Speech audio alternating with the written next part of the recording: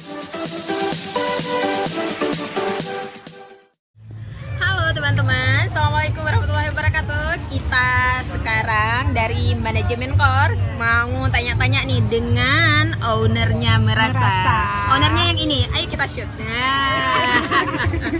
Ya, Bang Edi, dari mana sih punya ide buat resep kayak gini yang simple banget untuk ibu-ibu yang mau masak? Dari mana dapat ide nih? Idenya itu sebenarnya ide dari istri. Saat itu idenya memang masih dalam tahap untuk membuat bumbu. Kemudian kita omongkan untuk kebutuhan ibu-ibu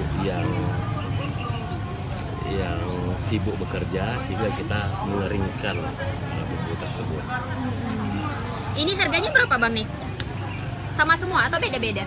Harganya sama semua, semuanya rata-rata 7.000-an. 7.000-an ya. Oke. Kalau 10 saset itu satu kotak itu harganya 65.000. Oke. Berarti ini bisa didapatkan juga di makananaceh.com ya? Iya.